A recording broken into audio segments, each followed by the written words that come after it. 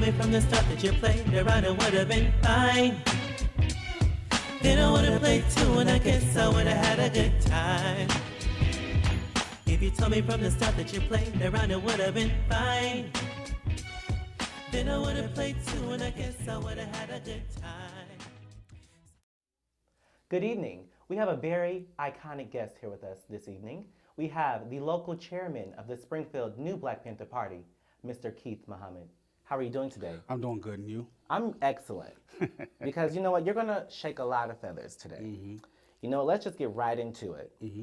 The New Black Panther Party, what was wrong with the old one? The old one wanted to mix in too much. The New Black Panther Party is a separatist group, a black nationalist group that would rather be separated than together. You understand, in the old days when segregation was around, black people did more. We did more. We had our own businesses. We wanted to thrive more, strive more. We wanted to not struggle more. So we cared for ourselves. We cared for our community. And the most important thing that we did the most was care for our black women. And the day we're having that problem now. When the day we integrated is the day problems start to happen.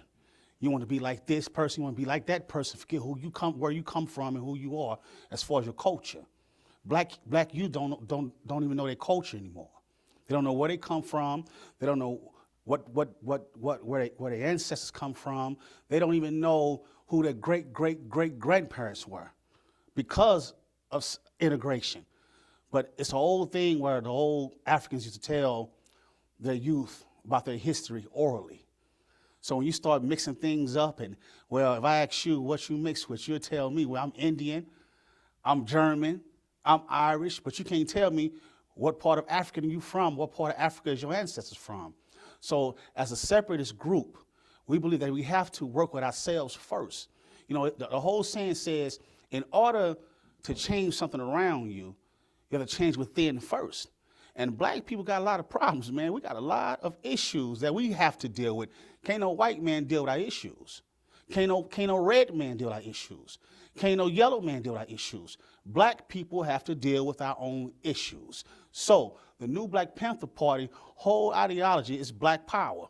And to be in a state of mind of black power, or to build your own black economics, black education, black social programs. It's for us to better ourselves. Now, Most Honorable Elijah Muhammad, the leader of Nation of Islam, said that we cannot integrate with white people until we get ourselves together. We're not together. And you see the communities today and what's going on in the whole world. We are not together the right way. And if we come together the right way, then maybe I can come to the white man, the Asian man, the yellow man, and the brown man, and the red man and say, now, we can talk. Until then, you can't. And, you know, it's an old Sumerian saying. A question was asked, what happened to the black people Sumer? He said they were wiped away because they didn't know their history. And each civilization, black folks are wiped away because we don't know who we are. So first of all, so when people get to say, well, they're racist. No, not racist. We just deal with the devils of the government. We deal with the devils of society. You have white devils, you have black devils, you have red devils, you have brown devils. So they're all the devils. We'll get that clear. You know what I'm saying? Get that clear. You know what I'm saying? So we're fighting against those that oppress us as a people. That's why we also say power to the people.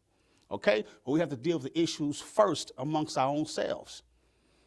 You know, when you talk about culture and knowing who we are from Africa, I don't know if you've ever heard of the book, They Were Here Before Columbus. Yeah. So it's been talked about that we were already here. So why would we have to reach back to Africa to know who we are? We are the Indians, you could say that. Yep. So we're not really African. I mean, that's a theory that's been put out there. And it's a theory that makes sense to a lot of people. Well, they said that Cheops came through up the Mississippi River. Yeah, I heard that saying before too. But still, do we know who we are? Will we ever? That's the truth. Until we separate ourselves from all, you know, the bandwagon crew, the wanna-be in crew, until we really look inside ourselves and say, who am I? Who am I? You know You know what I'm saying? Who am I? Am I this person? Everybody want to be like Mike, but nobody want to be themselves. You understand what I'm saying? So you got to find out who you are as a person first before you deal with anything in life, in society, period. Okay. So do you believe we have to get rid of a lot of dead weight Yeah. in our community? Yes, sir. Okay. Yes, sir. What were some of the missteps the first Black Panther Party partook in, if that's a good word to say? I don't think it was done. I mean, well, you said they started to want to be Integrated, yeah, well, you know, But what were the specific areas to where you can say that was a mistake, that should have never happened? Because if you don't know what they did, you're going to do the same thing. But like I said, you right. Trying to, instead of focusing on the key point, what Stokely Carmichael or Huey P. Newton or Eldridge Cleaver began to do, which was protect the community, they started to go out too far. Started going out too far. Too many people were saying things like Angela Davis wasn't a Black Panther, but she's notarized. She's looked at as a Panther. You know what I'm saying? They had more issues within probably the ranks in any other way because everybody else is going this way instead of keeping it like this. You know what I'm saying? But the new Black Panther Party, we keep it more solid, foundated. You know what I'm saying? We have rules and regulations. We learn from the old. You know what I'm saying? And now we're about the new. Our great lead in general, Dr. Khalid Abdul Muhammad, one of the old national leaders of the new Nation of Islam. You know what I'm saying? He brought forth to us the rules and regulations and teachings of the most Muhammad that some of us follow today. You know what I'm saying? So it's not that they didn't have, you know, like you say, missteps. It's that they didn't, they integrated, they was allowing too many people to come in at one time instead of focusing on them. Okay. Every organization has to focus on you first to get what we was told by the Minister Louis Farrakhan that an organization cannot go anywhere without funding. You got to make sure you have the war chest to go to war. Okay? Okay. So, you know, we have our first Black president. What is your assessment of President Barack Obama? He did a damn good job. He did a good job. That's it? He did a good job. I mean, he was brought in the mess. I mean, he just gave out reparations to Jews. Yeah, well, I just heard about that, but he did a job for us this country go. To me. I don't have a problem with him. You know what I'm saying? I don't have a problem with the Jews. I'm not anti-Semitic. I mean, you just talked about funding. We don't have any money. We don't, but need that money. first of all, we have to step up. Remember in his speech he said, you have to do things, you have to do this, you have to do that. He said that. He did. Okay. But I don't respect that. Okay, listen to me though. If you want something done, you got to do it. The Black people in America as a whole need to come together and fight for reparations. First of all, you got to quit saying about the slave trade. It goes bigger than that. You got to find out who did it across them seas. Maritime law. You got a lot of stuff. We got a lot of stuff that can back us up. America is charged with rape, murder, human trafficking, kidnapping, and anything else they've done. Those are the first few charges America need to be brought up on. The second thing, the other things that America need to be brought up on is what they do here. They're told there's no human rights in America at all, whether you're gay, whether you Black, whether you white, whether you Jew. You know, it does not matter. We're fighting a bigger picture. But first, like I said, brother, we have to separate ourselves first because you can put me in a room with a Jewish man, like I said before, a lot of these different people. You're gonna come with a problem. And then when you get to the problem where you can solve that problem, it's gonna be an issue. Well, my people do this. No, stop. Your people need to go over there and deal with themselves. Your people, then we'll come back to the table. You know what I'm saying? So it's, like I said, it's really not about gender. It's not about color. It's about dealing with a government that is disrespecting its citizens. When you have groups like us that step to it, it's a problem. We racist. We know we're going to the key problem. You have, like I said, the majority of government control is white people. Some of them are Black people. Those are damn puppets. But they are devils too because they're oppressing everybody around us. So we deal with that problem, whether it's locally or nationwide. So no, it is what it is, man, you know. I just find that, surprising. You would think he did a good job. I do. I voted for him. I like him. I mean, he's a charming person. But charming people are how we get in trouble. Mm-hmm. People with smiles and good personality. Words, ways of words. Yeah. Yeah. And Mm-hmm. I feel that's how he survived, because he got over on black people, in my Your opinion. opinion. Mm-hmm. And on paper, I mean, do you not think we're doing our part? Do you really think other groups who have gotten what they wanted during his presidency were doing more than us? Do you really believe that? Well, if I had the actual facts and paperwork in my face, like you know what you watched or what you've seen, I would have a better. You know what's out there. You're a Black Panther. No, but I don't. You travel. I don't worry about Barack Obama right now. I worry about the local. I worry about the local problem. The local problems right now. As far as the local, and see, because you got to deal with the inner problem first. And then, like when you deal with the local, then you deal with the state, then you deal with the government level. You got to go levels. You just can't jump here and then get pushed back down here. So who's the problem locally? Who is a problem? Who is in our way? And don't hold back. You got city council, man. You got the brothers. You got them people up there, man, that does so much, but nothing for the urban community, nothing for the east side. I go in city council and see how Springfield has all these millions of dollars and won't do nothing. So locally, who is a problem? Who is standing in our way? Our local aldermen, our local people that hold positions to control what goes on in Springfield. We need some names. You have Gail Simpson? I don't know her. You don't know her. She's not a part. She's not a part of councilman. You have Alderman Herman Sonor that I have asked several times to do something for the black community. I've even approached him at city council, and he'll push me this way or push me that way. I've approached. What about Herman Senor? That's right, Herman Sonor. Herman Senor. That's what I'm talking about. Okay. That's what I'm talking. That's what I'm talking about. And I approached him because he's the alder of the ward, Ward 4. Yes. Saying, I asked him, I said, once you brighten the lights up so people can see, because there's somebody get robbed under the street light. Once you fix the roads over here first, once you do this, you help clean up the alleys and the houses, a program. I even asked them, let's have a cleanup program, a little job, some for the youth out here, so because they have idle hands over the summer. Oh, just give me this and give me that. See, but then when I come to city council meetings and I'm roaring, then it becomes a problem, Or when I asked, what's his name? I can't remember his name. Juan Herder. I thought we were good friends. I mean, everybody tells me great things about him. Juan Herder, I thought we were great friends, but however, I've sent him proposals. You know what I'm saying? So there goes that great charisma, great personality. Yeah. And that's how you get messed up. So, but you know what though? I tell you this, man.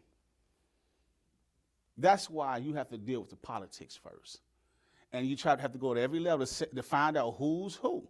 Now, Doris, that's a good woman. Okay. That's a good woman. She's back in the community. Okay. Okay, I'll give her props. And you know what? I believe that because she's the only alderman who even agreed to come here. And you let her know that she is. I can back that up myself. She is. The rest of them is crooks, rats, all for themselves. Nobody wants to do nothing, and I'm saying that they don't want to do nothing, and that's why the community. Like when I go to city council, I don't see enough black people. That's one of the biggest problems. And when the white people come in there, boy, and it's a problem, they shut it down. I respect that. That's what I'm talking about. That's what we need. That's what we need. We need to fill up City Hall every Tuesday at 5:30 to let them know what our problems are. You know what I'm saying? What they need to do, or they get to vote or get the hell out of office. Okay. This is what it is. This is why it's important to have movements and political rallies or things, especially for our youth. Because these kids are our future. When you got these kids sitting in front of these cameras and working the way they working and doing this is our future. And our future depends on them because they need to learn and study, understand what we're talking about. You know what I'm saying? Because if you don't understand what we're talking about and what we're fighting for, then it's another lost generation. You understand what I'm saying? So Springfield, you want to talk about reparations to the blacks. Springfield owed reparations to the blacks. You know what I'm saying? Since 1908 riots, they found a buried house, and that was hushed. How you doing that? You know what I'm saying? All these multi-dollar, million-dollar corporations in Springfield, Well, that brings me to the NAACP. them too. Teresa Haley. She full of crap too. Okay. Okay? Okay? I asked her, can I say something? Yeah, please do. I went to an NAACP meeting, and I approached her, and I spoke in that meeting, and I said to her, I'm asking to form a black coalition movement, a black coalition think tank for our community. I want to work with the NAACP, the Urban League, whatever. When I asked her first, because I know the history of the NAACP, she never got back to me. See, so that's what I'm saying, bull crap. It's all about that funding and money that comes from the other way. But when you can pool your own resources, and the NAACP can within a community, you can pool your own resources amongst the community and say, this is what we're going to do. Because you have good black people that want to live good, have a good neighborhood, have a good community. They get tired of shooting and killing. I did a news interview with Michelle London, okay? And the chief of police, what's his name? The former one or the new one? The new one. Eddie Winslow? Chief Winslow. Chief Winslow. I'm thinking of Family Matters. Good man. Chief Winslow, Good yes. man. Good man. Good man. Really? Good man. Listen to me. Okay. He agreed that if the Black Panthers, if they can do the help clean the community, they should. He got a backlash behind that. That's what I'm saying. So we still living in a society where racism is still alive and well. And people like me and other groups deal with that on different levels. We're the vanguards. Okay? We're the vanguards. We either don't step on my toes. We're not going to turn the other cheek. We're going to do something to you where you stand. You know what I'm saying? You can keep pushing violence that we're violent. We're not a violent group. It's only when you touch our people. When you bring forth injustice to our people. We're tired of that. But also our people bring injustice towards themselves. So we have to deal with that. But Chief Winslow and Doris and even our mayor is a good man. Mayor Langford. Mayor Langford. Mayor Langford. The new one. Mayor Langford is a good man too. Okay. He's a good man. And he's for the people too. Just got to clean that little snake being around him up. That's it. Okay. Well, you know, let's move on to Black and Brown unity. Is that a farce? I mean, you kind of answered it already because we need to stick to our own. So when it comes to illegal immigration, what is your stance on that? Who truly is illegal immigrants? You know? Mexicans been here for a long time. They But if you go to Mexico, you'll find yourself locked up. Locked up, true. But what did it? See, that's the whole thing about finding out what happened. It should never been like that. None of that, like I say, Asians, the yellow man, red man, brown man shouldn't be hating each other. We all had something in common at one time. What happened? The whole goal was to keep black folks down and put everybody else in front of them. We're going to let them in. We're going to put them down. So we can never do nothing. So we can never complete nothing. So what the black man work for, the Mexican work for cheaper. You know what I'm saying? The labor, what we labor for, they labor for cheaper. So they more easy. We can put them on in. We let all the families come in. We'll take care of them. But those niggas, we got to get rid of them. I mean, when you talk about illegal immigration, you're not just talking about Hispanics. You're talking about everybody. You're talking about because there's a lot of Indians, Asians. Chinese, Indians, Yeah. all of them. And guess what? Half them own the country. I mean, so they weren't over here. If we're talking about No. the illegal immigration where you say, well, who's illegal? Well, they don't count in that amnesty, if we're talking about amnesty. So do they need to go? No, I don't have a problem with none of these people coming in. I don't. As long as they don't step on your toes. I don't. As long as we're all civilized, I don't have a problem. I don't have a problem, period. Because if I had a problem with illegal immigrants, like you said, history, we were here first. Somebody can tell us we were here first, but we're treated like illegal immigrants all day, every day. Okay? I think you should have a problem with other people coming in until you establish your own, like you say. If you don't have your own stuff together, you should have a problem with other people coming in, getting what should be yours. Because sooner or later it's going to dry up. I mean, it's drying up now. So you should have a problem with that. I mean, people need somewhere to go. Where we gonna go? They told everybody, get out the country right now and go back to your own home. Where we gonna go? We're going to die. And that's it. That's it. That's it. We're gonna die. That's really it. That's it. Yeah. You know what I'm saying? So who am I to tell me you can't come here? You know what I'm saying? He may have something, like I said, he may have something I need. We may have something he needs. It's like an energy. It all connects You sooner or don't later. think you're backtracking a little bit? Not at all? No. Okay. Well, you know what? Daryl Hawkins. Mm-hmm. Okay, you know him very well. So he's like the chairman of the He's the regional chairman. regional chairman of the New Black Panther yes, sir. Party of the Midwest. Mm-hmm. Okay, so I had to contact him because it's just protocol. I'm doing my research. Mm-hmm. He says you're not recognized as a Springfield Black Panther. Anything. He says we don't have a chapter here. Uh-huh. So I'm getting conflicting messages. Mm-hmm. But as I showed you, when I showed you, look at my page pictures, Yeah. this and that. So who looks like the liar?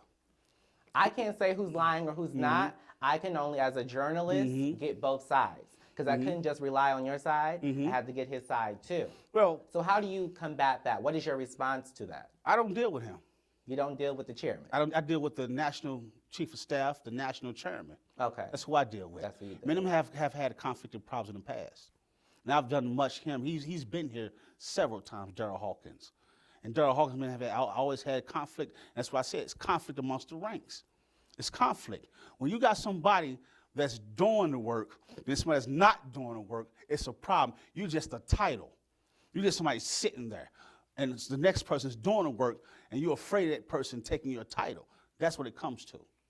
So do you want his title? No, I don't care for his title. Okay. I just want to do the work. You just want to do work in Springfield only? Springfield, Bloomington, Peoria, all around. Okay. Mm-hmm. As your group blossoms, how many people are in the group currently? Let me just ask that. Right now we have 15. 15. Okay. So as your group blossoms, homosexuality is a thing today. In the past, homosexuality was talked down upon from the Black Panthers. No, it wasn't. From the members, not the head leaders, within the members. Because like you say, within the group, there's a lot of There's going to be a lot of opinions. people under Farrakhan, Nation of Islam. So that makes up a lot of y'all group, if we're just being serious. being real, yeah. So I'm not talking about the leaders in the head front, but I'm talking about that would make someone who is gay not want to join if they're going to be faced with bullying, you could say. So do you find that's a problem? Do you have a way to reconcile that? Has it been an issue for your group? Yeah. Like if a gay person came and said, I want to be in y'all group, I want to rock with y'all, I want to, help the community, what, in your honest opinion, is going to be the reaction? No. No. So they're going to kick him out. It's like this.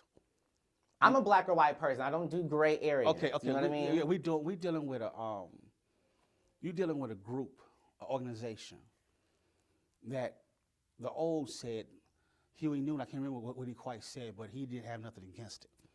You deal with people with their own opinions, okay? But like you say, Huey P. Newton, that was then.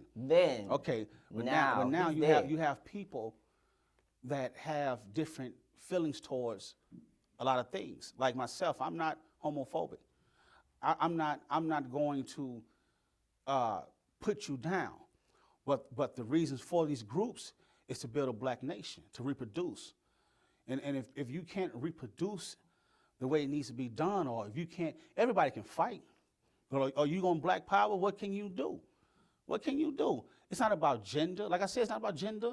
It's not about where you're from. It's about what you can do. So am I against homosexuals being a part of the movement? No. As far as the group go, we have laws and bylaws. You know what I'm saying? What does that mean? It means that certain things cannot happen. When you have the leader, the founder, well, not Aaron Michaels, but Dr. Khalid Muhammad, a general, he was a Muslim. You know what I'm saying? And you have a lot of Muslims in the group, a lot of Muslims in the group. It's not, it's going to be, I wouldn't even want that person to even go through that. Like, man, don't even waste your time. To me, it would seem like, yes, you can come, but we really not have you come because you're going to be a distraction. You're going to take us away from the focus. You may take some people away from the focus. Some people are like, well, I don't want to work with him. But sometimes sometimes people are the best soldiers. You know what I'm saying? Like that's a question that is floats. You know what I'm saying? Just like when you watch the Super Bowl game, Beyonce and Coldplay. You know what I'm saying? I saw that. You know, and it was quite interesting because when I noticed the question, you know, I said that was quite interesting to me. That It's a thing. You can't avoid it you today. can't avoid it. You can't avoid it. That's why I said if you work as human beings together and not as gender, you know what I'm saying? That's you asking me in my opinion. But others' opinion is way different than mine. You know what I'm saying? I can't speak for the whole group. But you have to in a way because you are the chairman. And so in my view, if somebody's willing to work for the betterment of the people and put aside those certain things like, you know, respect, then I don't have a problem.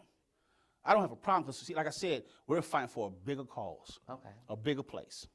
All right, so we got to wrap this up.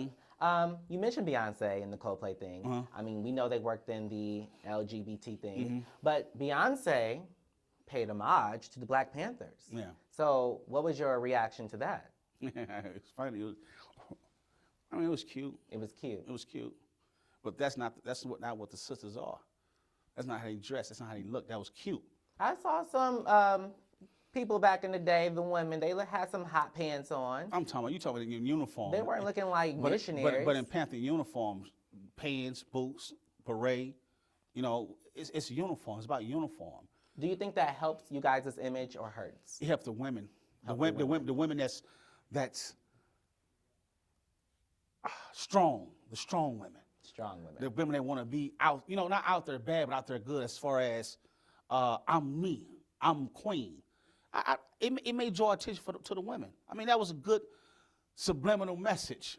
Did you have a problem that her background dancers had afros, No. but she had the blonde hair?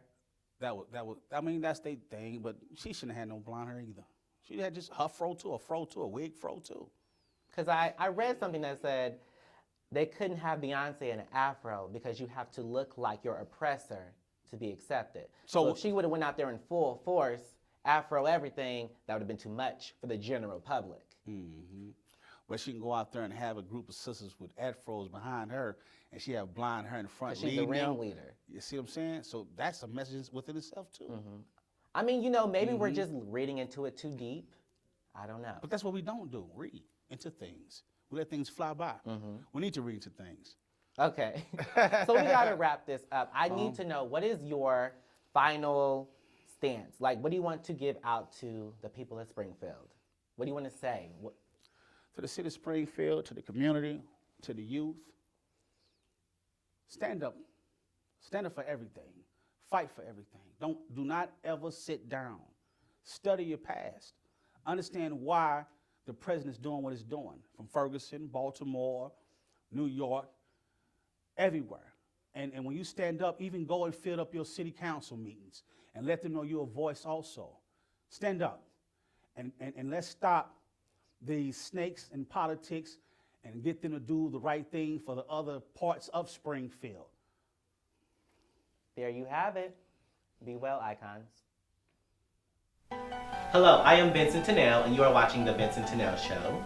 I want to welcome a very special, iconic guest here with us today, Mr. John. We have the immaculate business owner and teacher, Mr. Wayne Dunwoody. We have a very iconic guest here with us today. We have Terrence Reedus from Better Life, Better Living for Kids. All right, so we have our second representative from Better Life, Better Living for Kids. And we have Apollonia Mackey. Today we have a very iconic guest here with us today. We have the comedian, Tommy Kane. What's up, y'all? What's up? How you doing? Icons, you know I love R&B music. So once again, we're going to present our R&B music video episode. Another one for this season. Hold on, do that again. Today we have a very special guest here with us today. We have the first female Black funeral home owner in Springfield, Illinois. I present to you Dr. Ruby Davis. Thank you, very iconic guest here with us today. We have aspiring social worker, Amber Alexander, student of UIS Springfield. Amber.